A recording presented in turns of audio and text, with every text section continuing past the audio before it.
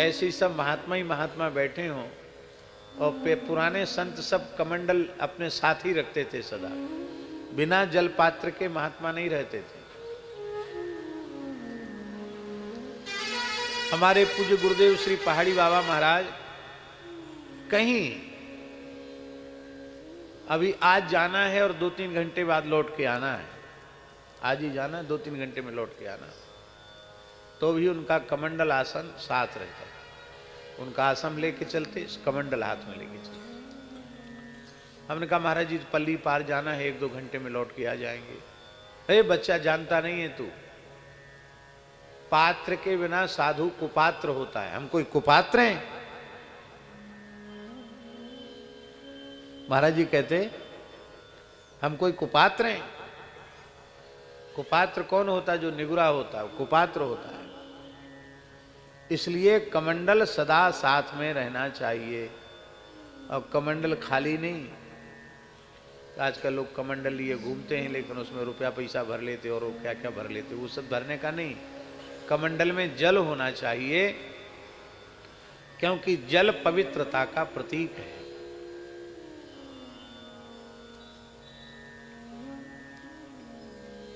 छींक आ गई, खांसी आ गई, थूक दिया, जम्हाई आ गई, तो भी जलस्पर्श का विधान है। जल ही पास में नहीं होगा तो जलस्पर्श कैसे करेगा? बारंबार आचमन प्राणायाम का विधान है। लवशंका गए तो जल की आवश्यकता है। इसलिए बिना जल के, बिना कमंडल के वो शौचाचार का पालन नहीं कर सकता, और शौचाचार जिसमें नहीं है वही कुपात्र है। इसलिए पुराने साधुओं की कहावत, हम कोई कुपात्र हैं क्या? इसलिए गुरु महाराज ने जो कमंडल दिया है वेश के समय, सन्यास के समय, वो कमंडल हमारी पहचान है। तो महात्मा ही महात्मा मान लो, सब अनुमान लगावें कि जैसे श्री मुरलीदास जी विराजे हैं, ऐसी सब महात्मा ही महात्मा बैठे हों सटे हुए, और बिना कमंडल के महात्मा रहते नहीं। तो सब अपना अपना रखेंगे, और भीड़ बहुत है, तो कमंडल से कमंडल सट जाएगा कि नहीं? बोलिए। तो कमंडल से कमंडल सटा हुआ है दोनों तटों पर, समुद्र तक। इतने सिद्ध हैं। नमः पुण्य जले ह्याद्ये, नमः सागर गामिनी, नमस्ते पाप निर्दाहे, नमो देवी वरानने, नमोस्तुते ऋषिगण सिद्ध सेविते, नमोस्तुते शंकर देवते। भगवान शंकर के देह से साक्षात प्रकट है नर्मदा। नमोस्तुते शंकर देह निसृते, नमोस्तुते पुण्य जनाम सेविते।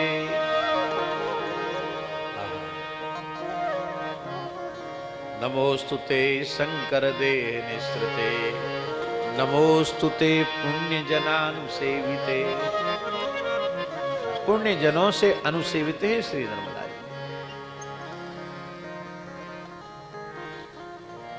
ऐसी नर्मदा का अत्यंत पवित्र तट,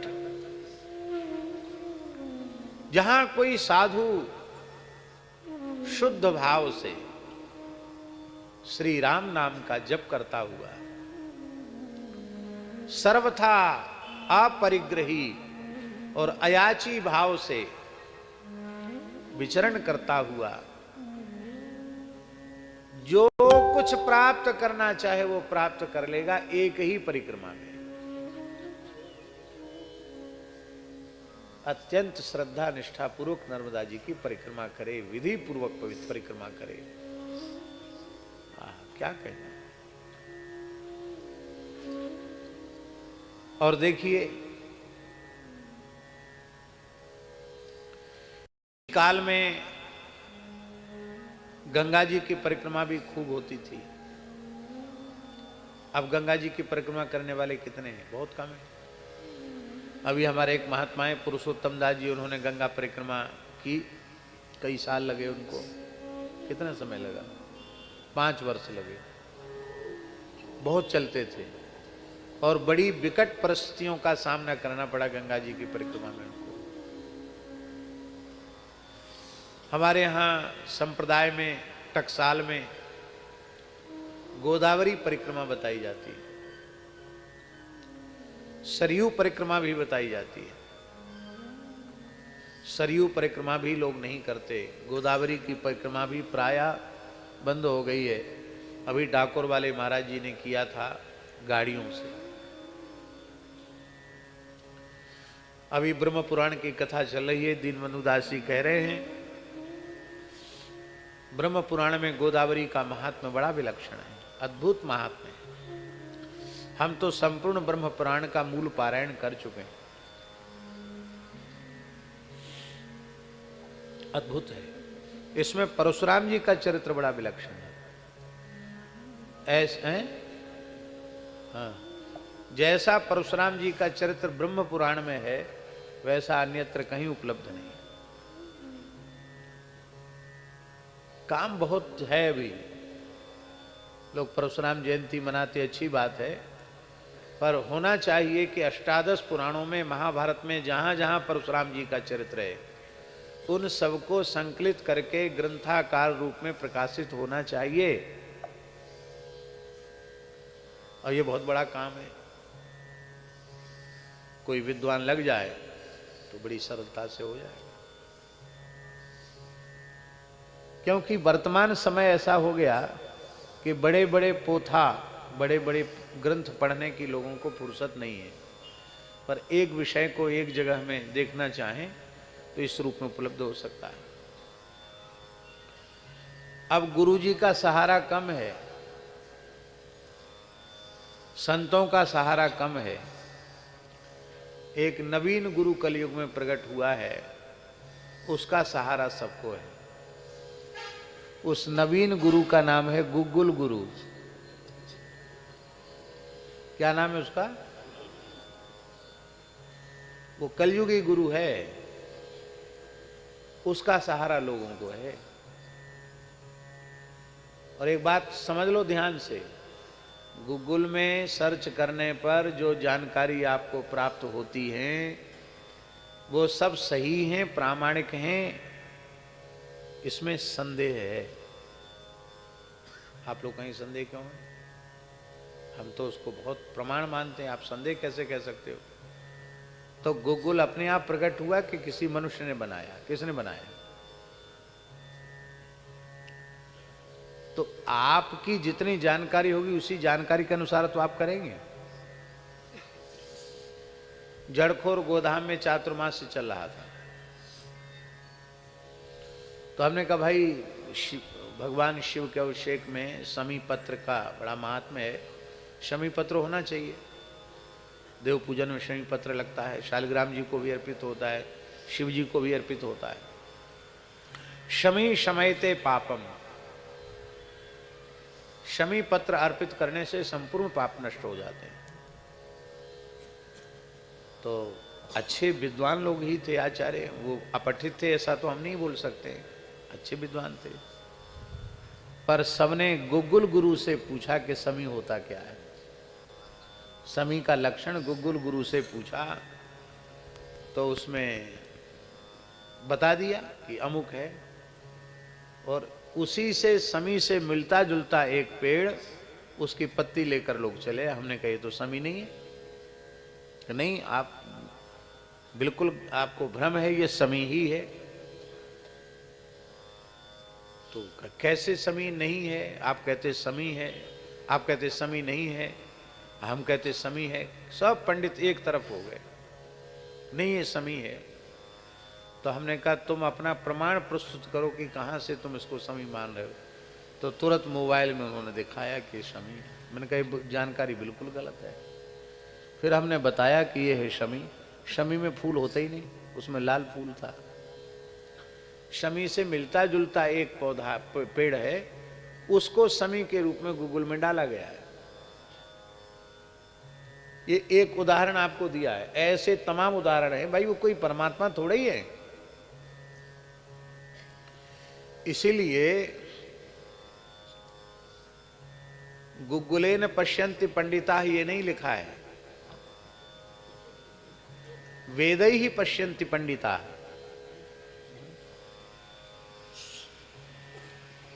सरकार, कुछ लोग ऐसे हैं जो आंख से देखते ही नहीं, आंख तो है उनके पर आंख से नहीं देखते। उनमें पहला नाम है राजाओं का। राजाओं की आंख तो होती है, नेत्रहीन को राजा नहीं बनाया जाता, नेत्रवान होना चाहिए। इसलिए पांडु को राजा बनाया गया, धृतराष्ट्र को नहीं बनाया गया। राजा को नेत्रहीन नहीं होना चाहिए।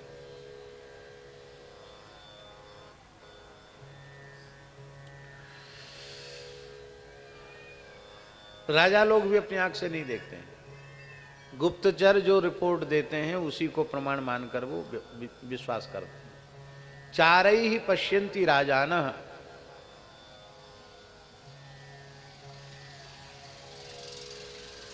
चारई ही पश्यन्ति राजानः, राजा लोग गुप्तचरों की आंखों से देखते हैं। और वेदै ही पश्यन्ति पंडिता, पंडित वेद से देखते हैं, वैदिक दृष्टि से देखते हैं शास्त्र में वह प्रमाण है कि नहीं। क्योंकि ईश्वर की सिद्धि में भी वेद ही परम प्रमाण है, तर्क प्रमाण नहीं है, व्यक्ति प्रमाण नहीं है। यहां तक कि अनुभूति भी प्रमाण नहीं है। सरकार, अनुभूति प्रमाण नहीं है। हाँ, आपके हम बड़े सिद्ध हैं, हमारी अनुभूति, अनुभूति कुछ प्रमाण नहीं। आपकी अनुभूति यदि शास्त्र के अनुकूल है तो प्रमाण है, माने अनुभूति में भी शास्त्र प्रमाण है। ऊट पटांग अनुभूति, शास्त्र विरुद्ध अनुभूति हो रही है, वो कोई रोग बीमारी है या तुम्हारी बुद्धि की कोई खुरापात है या कोई तुम्हारे मस्तिष्क का विकार है, वो अनुभूति नहीं है। अनुभूति में भी शास्त्र प्रामाण्य अत्यंत अपेक्षित है। इसलिए वेद ही पश्यन्ति पंडिता और गावो पश्यन्ति घ्राणेन। पशु वर्ग के प्राणी वे नाक से देखते हैं। कोई चीज दो, बंदर को कोई चीज खाने को दो, आंख से दिख रहा है लड्डू है, पर लड्डू खाने को ऐसे सूंघेगा, बिना सूंघे नहीं। चक्षुर्भ्याम इतरे जनाः, इतरे जनाः चक्षुर्भ्याम, इन तीन को छोड़ के बाकी लोग आंख से देखते हैं, तीन लोग आंख से नहीं देखते।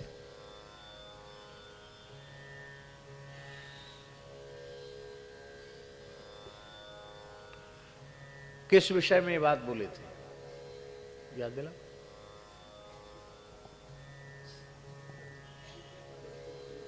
अरे नहीं, गूगल की बात कहां से आई वो बताओ।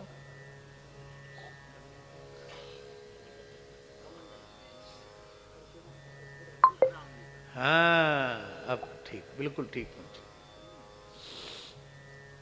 हमारे कहने का प्रयोजन यह है कि पुराणों में श्रीमद् भागवत पुराण की जितनी महिमा है उसमें कोई संदेह नहीं है। श्रीमद् भागवत पुराण सम्राट है, इसमें भी कोई विप्रतिपत्ति नहीं है। पुराण सम्राट क्यों है भागवत? जैसे कोई महाराजाधिराज सम्राट दिव्य रत्न सिंहासन पर छड़ी छत्र चमर आदि से युक्त होकर के दरबार में बैठता है, ऐसी ही शोभा श्रीमद् भागवत की है। पाद्म ब्राह्म गृहीत चामर युगो, पुराण सम्राट श्रीमद् भागवत दिव्य सिंहासन पर विराजमान है। और पद्म पुराण, और जिस पुराण की कथा कर रहे हैं दीनबंधु दास जी, ब्रह्म पुराण, पाद्म ब्राह्म गृहीत चामर युगो, पद्म पुराण और ब्रह्म पुराण ये चमर लेकर के चमर डोरा रहे। पाद्म ब्राह्म गृहीत चामर युगो वारा संवीजितो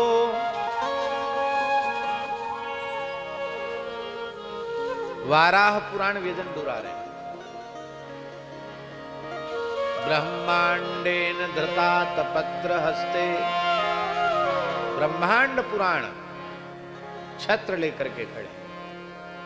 स्कंदादिवि संस्तुता स्कंद पुराण शिव पुराण अन्य जितने पुराण हैं आदि में पुराणोप पुराण सबका ग्रहण हो गया। इनसे अवशिष्ट जितने पुराणोप पुराण हैं स्कंदादिवि संस्तुता ये सब पुराण सम्राट श्रीमद् भागवत का स्तवन कर रहे हैं। स्कंदादिवि संस्तुता। अब राजा की शोभा अकेले थोड़ी होती है, दरबार लगता है, लोग बैठते हैं, तब राजा की शोभा होती है।